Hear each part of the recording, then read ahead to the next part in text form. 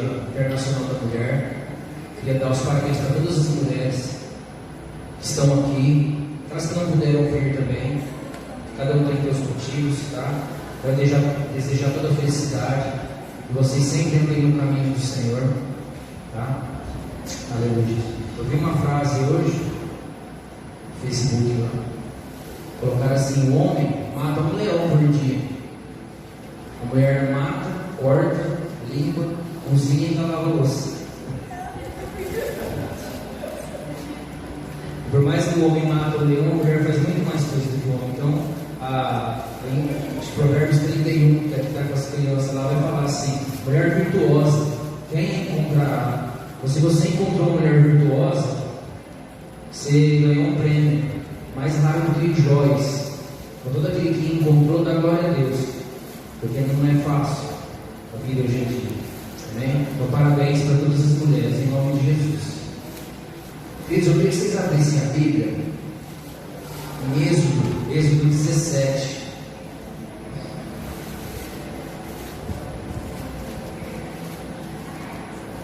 Êxodo 17, do 1 ao 8. No culto passado aqui a gente falou, bastante gente não veio também, a gente falou sobre a saída do povo do Egito ali, que estavam em servidão ali no Egito, Faraó. E Faraó representava ali, na verdade, Satanás na vida da gente, perseguindo. E quando Moisés começar a libertar aquele povo ali, toda vez que Deus mandava ele ir lá conversar com Faraó, o próprio Deus endurecia o coração de Faraó. As 10 vezes que ele foi lá conversar com Faraó, as 10 vezes o próprio Deus endurecia o coração dele, até na última praga. Até Faraó pegar e mandar ele embora: não sei, some daqui, leva tuas coisas e vai embora daqui. E mesmo depois deles terem ido embora ainda, porque eles queriam adorar, Deus endurece o coração de Faraó mais uma vez, a Faraó perseguir. Na verdade, o que Deus estava querendo fazer ali? Mostrar para Faraó quem é o Deus, mostrar para todo mundo e para o próprio povo do Egito que saiu ali, glorificar o Senhor.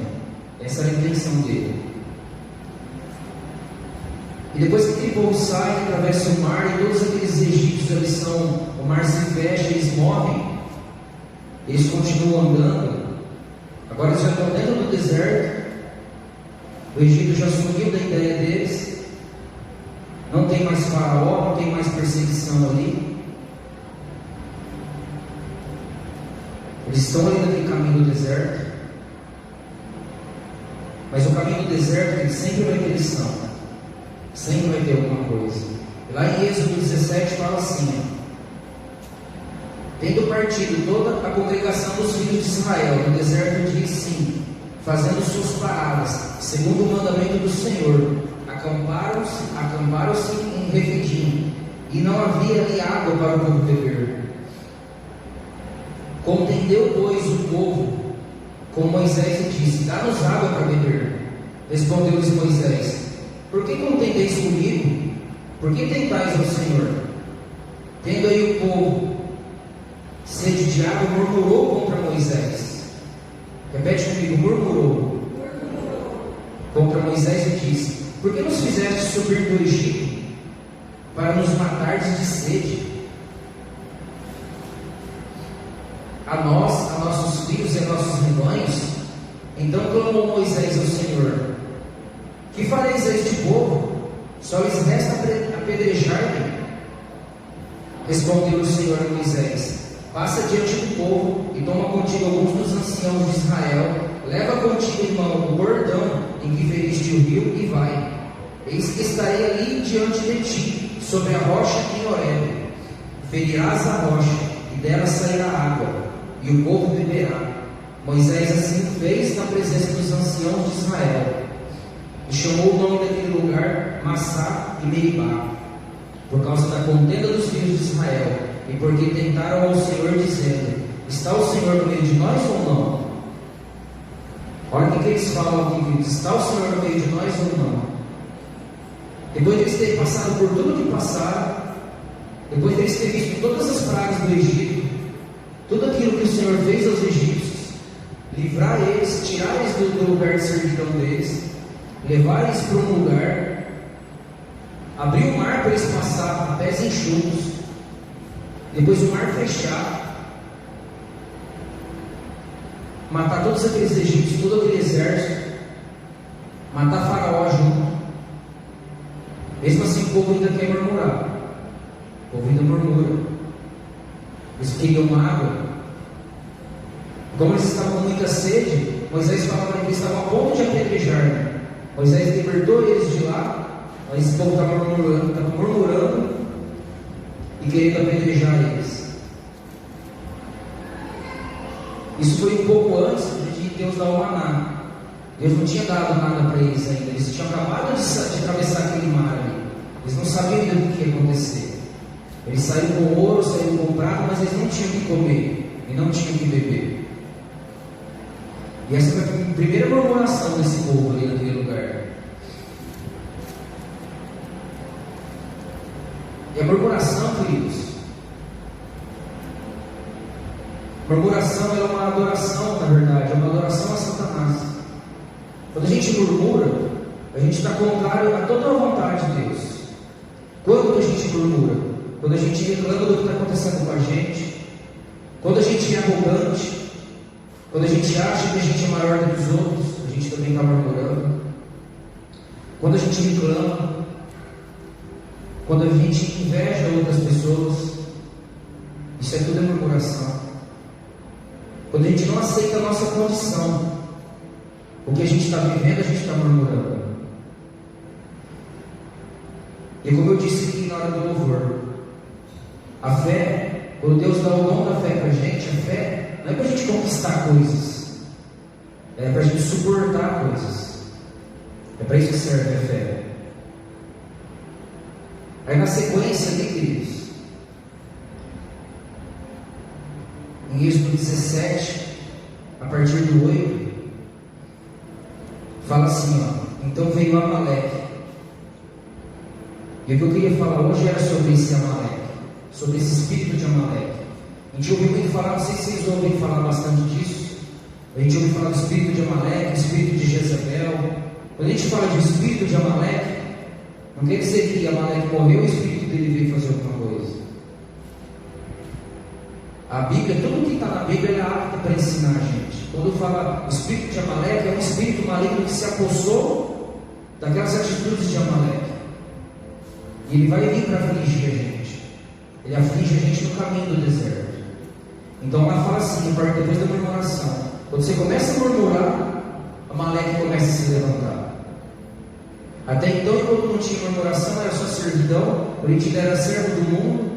Quem reinava na nossa vida era Faraó. Quem reinava sobre o nosso trabalho, que era a servidão. A gente trabalha demais para ganhar muito pouco. Essa é a servidão de Faraó. Aí a gente sai dessa servidão. A gente começa a entrar no deserto. O deserto é a escola do Senhor. E nesse deserto, a gente começa a murmurar, já se levanta esse espírito de Amaleque. E lá diz assim: então veio Amaleque e pelejou contra Israel em Refidim. Com isso, ordenou Moisés a Josué: escolhe os homens e sai, e peleja contra Amaleque. Amanhã estarei eu em cima do outeiro, em cima do monte, e o bordão de Deus estará na minha mão. O bordão de Deus quer dizer que é autoridade. Quando ele está naquele bordão, naquela vara, é a autoridade de Deus. Com aquela vara que foi liberto um pouco do Egito, é com aquela vara que ele abriu o mar, e é com essa vara que ele vai subir no monte de oração. E fez Josué como Moisés lhe dissera, e pelejou contra Amaleque. Moisés, porém, Arão e Ur subiram em cima do monte. Quando Moisés levantava a mão, Israel prevalecia. Quando, porém, ele abaixava a mão, prevalecia Amaleque.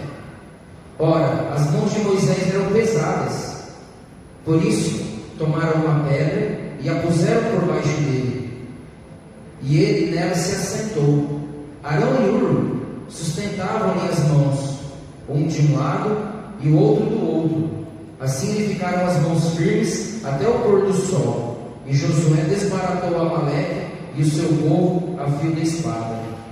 de novo, e Josué desbaratou a Amaleque e a seu povo ao fio da espada. Amém, queridos? Queridos, aqui o que ele está mostrando aqui? Moisés, Deus falou para ele o que ele tinha que fazer, colocou Josué para ir batalhar contra Amaleque. Amaleque veio com o exército amalequita para pelejar contra Josué, contra o povo de Deus. Mas Moisés não foi naquela peleja. Moisés foi para cima do monte orar. Ele levou Ur e levou Arão. Arão e Ur são irmãos de sangue de Moisés. Arão, o irmão mais velho, o irmão do meio, e Moisés, o irmão mais novo. E a história diz aqui que Moisés ficava com a mão erguida em oração ali. Moisés era o sacerdote daquele lugar. Enquanto ele estava em oração, Josué prevalecia na guerra. Mas era muito tempo. E Moisés ia cansando. E conforme Moisés abaixava as mãos, ali em oração em cima do monte, Josué começava a perder aquela guerra. E aí vem Arão e vem Ur. Eu vou dar um exemplo. Quer ver, Moisés? Vem cá, Moisés. A gente colocou uma pedra aqui, ó. Vem cá, Arão. Vem cá, Ur. Moisés está aqui, ó, de mão erguida, orando. Mas vai passando horas e horas e horas e horas, e esse povo lutando, mas a mão dele ia cansando. Aí quando ele abaixava a mão, o povo começava a perder a guerra. Aí ele erguia a mão de novo, só que ele começou a ficar cansado. Aí vem Arão, coloca uma pedra, Moisés senta na pedra. Aí vem Arão e segura a mão dele. E vem Ur, segura a outra mão dele. E mantém ele desse jeito, até amanhecer o dia. Eles em oração, até eles conseguirem vencer aquela guerra ali, até Josué conseguir vencer aquela guerra ali. E na vida da gente, queridos, o que representa isso agora? Esse Moisés naquela época, somos nós agora. Depois que Jesus morreu, nós somos os sacerdotes agora. Nós estamos em oração. Arão, que é o irmão mais velho, representa Jesus agora. Jesus é o nosso irmão mais velho. Quando ele morreu, ele era o primogênito. E depois da morte dele, através da morte dele, nós somos feitos filhos de Deus agora, por causa do irmão mais velho. Então agora, esse irmão mais velho está segurando, esse irmão mais novo agora, o do meio representa o Espírito Santo, que intercede por nós. E é junto, em equipe, que a gente vai vencer a Amaleque na nossa vida. Isso pode ser representado pela igreja também. A liderança da igreja. Moisés representa a liderança da igreja, representa nós, pastores, líderes que estão liderando. E esses daqui representam as pessoas que estão ajudando a liderança a continuar orando por aqueles que estão pelejando ali. Tudo é feito em equipe. As coisas de Deus, pode sentar, Moisés, Arão e Ur.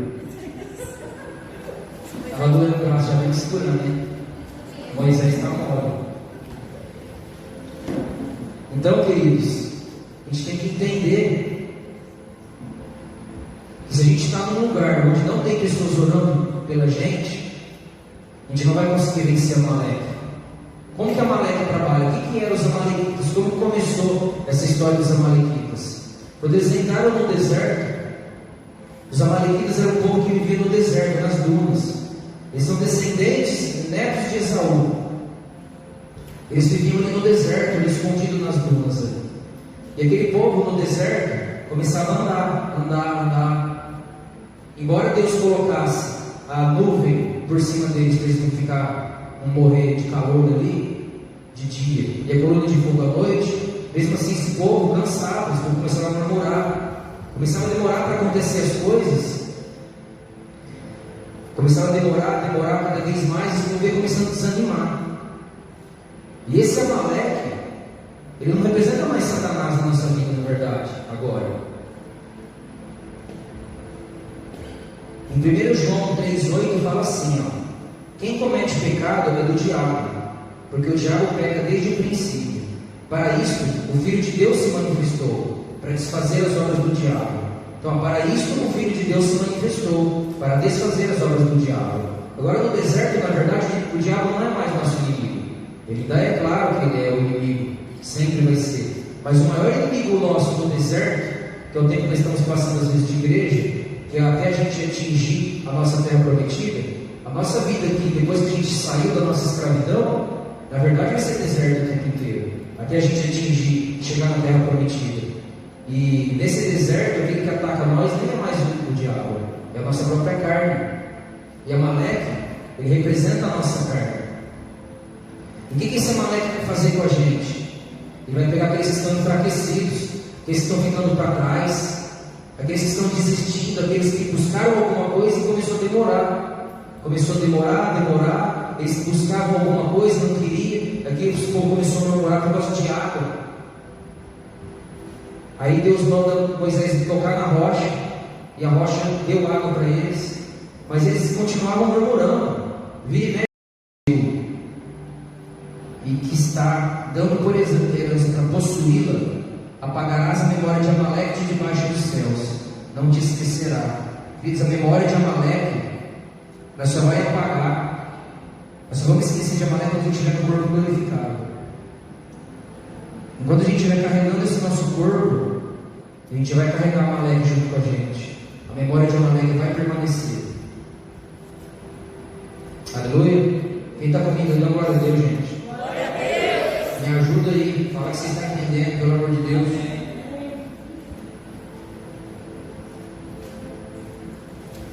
Queria que vocês abrissem agora, queridos, em 1 Samuel 15. Nós vamos ler o versículo 1 e 3. 1 Samuel 15.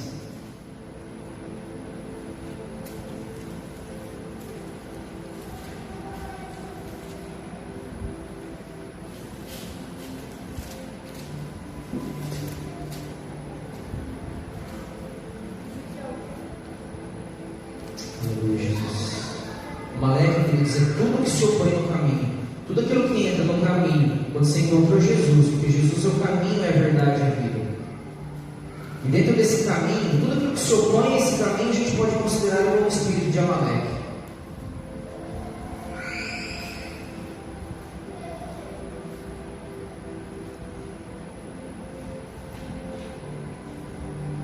Nós vamos ler do 1 ao 3 só. Disse Samuel a Saul: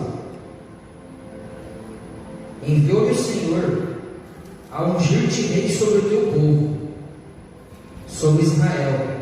Atenta, pois, agora as palavras do Senhor. Assim diz o Senhor dos Exércitos: castigarei Amaleque.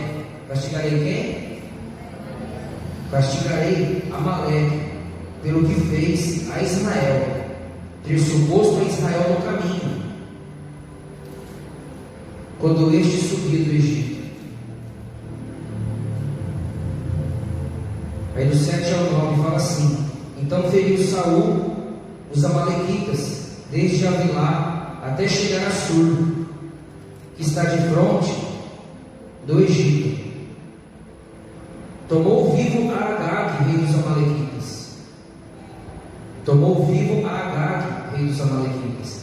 Porém a todo o povo destruiu a fio da espada.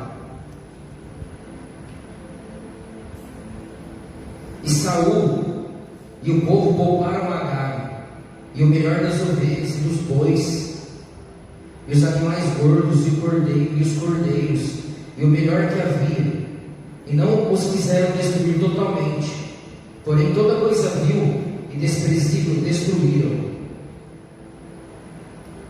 Aí do 14 ao 15 fala assim: então disse Samuel: que barulho de bois e de ovelhas é este nos meus ouvidos, e o rugido de bois que eu ouço? Respondeu Saul: de Amaleque os trouxeram, porque o povo poupou o melhor das ovelhas e dos bois, para o sacrificar ao Senhor teu Deus.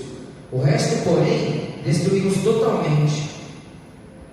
Então disse Samuel a Saul: espere e te declararei o que o Senhor disse esta noite. Queridos, Deus deu uma ordem para Saul. Era para ele pelejar contra aqueles amalequitas, e era para matar todo mundo. Era para matar crianças, era para matar os animais, era para matar tudo, não era para deixar nada de Amaleque ali. Foi a primeira ordem que Deus deu para Saul. Na verdade, Deus nem queria ter um rei. Deus nem queria que tivesse um rei reinando ali. Deus queria ele mesmo reinar. E Samuel, como sacerdote, ser a boca de Deus ali naquele lugar. Mas o povo queria um rei, como os outros povos tinham um rei. Então eles escolheram Saul. Samuel foi lá e ungiu Saul. E esse Saul, a primeira missão dele era essa: guerrear contra os amalequitas e acabar com tudo, né? Para matar tudo, não é para sobrar animal, não era para ter despojos. Na Bíblia, antes disso, tinha uma época lá que mandava Josué guerrear, mas ele falava: vocês vão pegar tal coisa. Tinha os despojos que era para pegar. Aqui, Deus mandou não pegar nada e para não poupar ninguém. Aí Saul, por conta dele, vai lá e poupa o rei Agag. E pega alguns animais, aproveita algumas coisas ali para sacrificar para o Senhor. Aí Samuel chega e vê aquilo e fala: olha, mas você desobedeceu ao Senhor, o Senhor não mandou você matar todo mundo, por que você pega isso daí? Por que você deixou isso? Ah, mas porque o povo ficou com dó. Aí ele pega e leva o amalequita para ficar lá junto com eles lá. O que ele trouxe ali para a vida dele? Através da desobediência. Naquele dia, ele foi destituído, na verdade, do reinado dele de Deus. Ele reinou durante 40 anos. Mas ele perdeu tudo que Deus poderia dar para ele pela desobediência. Ele continuou sendo teimoso ali.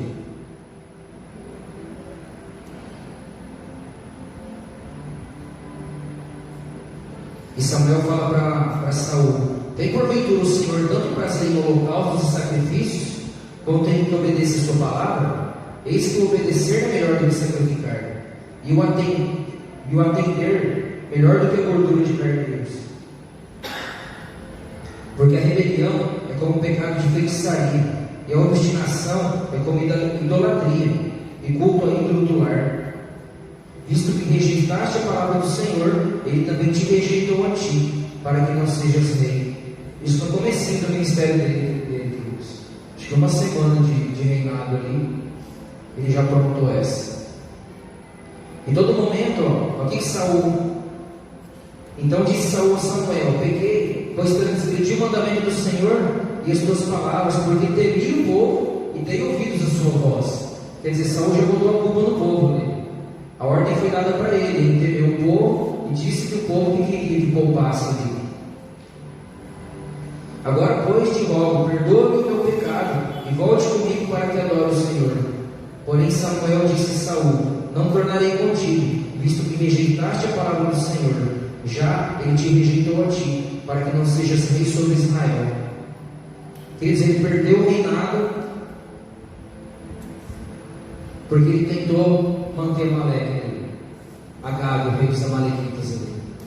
O que ele está querendo ensinar para a gente, queridos? Se Amaleque é a nossa carne, não tenta manter nada da tua vida anterior na tua vida de agora, não.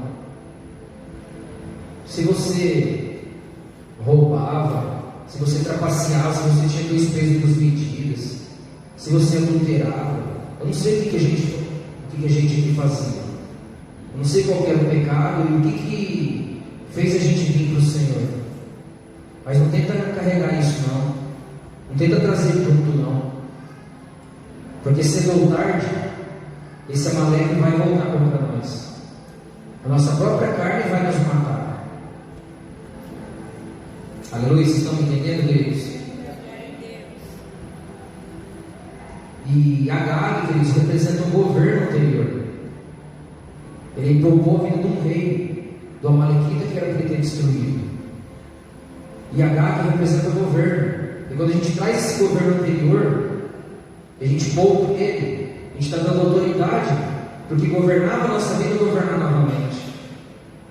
Se a gente mentia, se a gente roubava, qualquer coisa que a gente fazia, cada um tem aqui no coração, sabe o que fazia, o que era a nossa natureza antiga.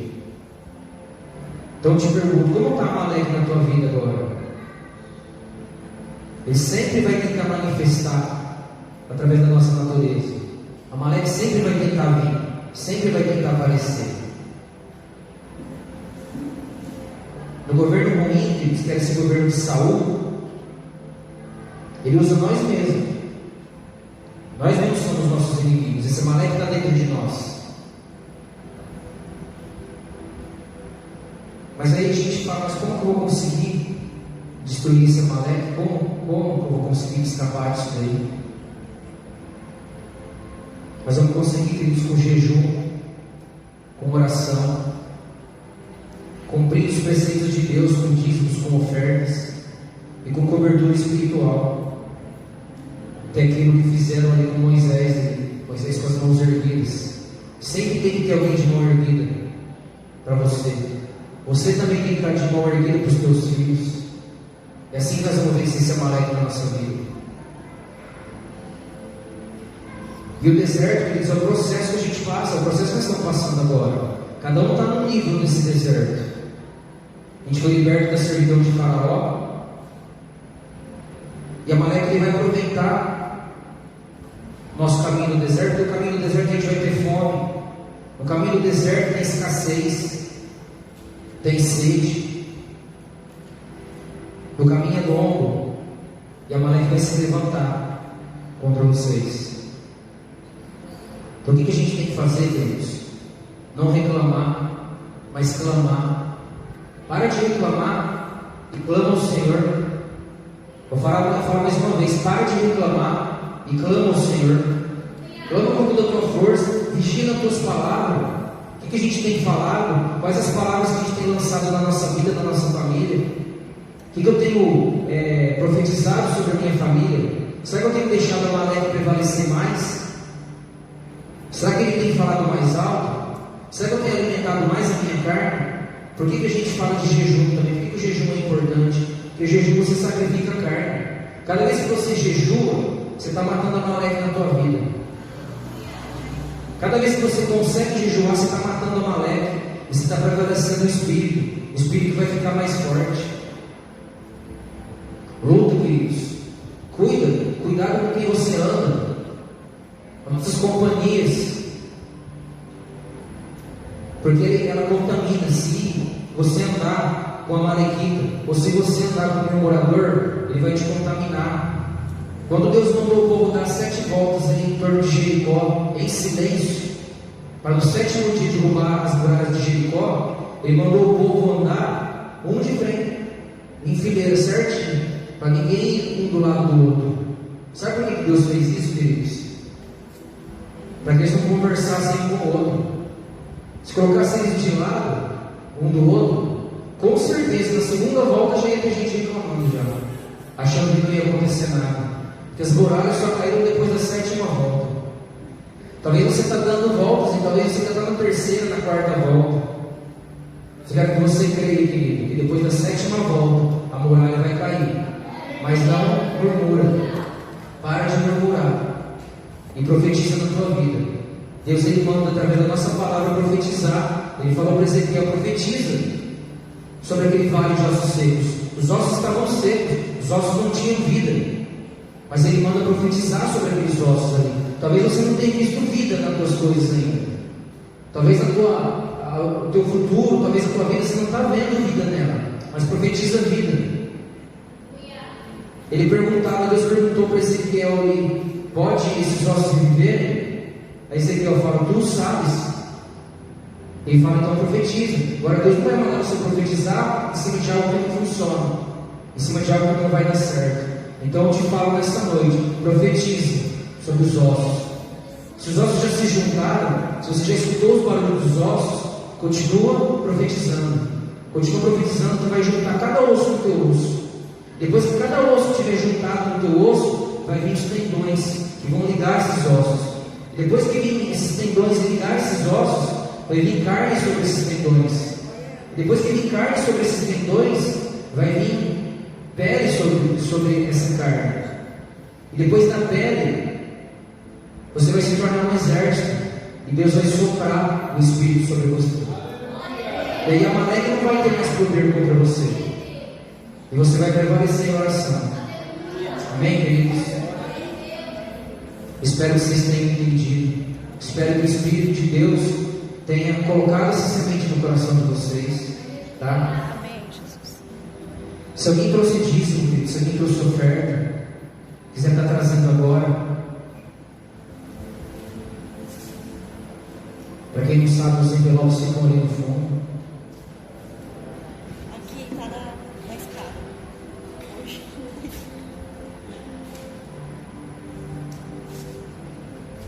E aprenda mais um princípio também, queridos.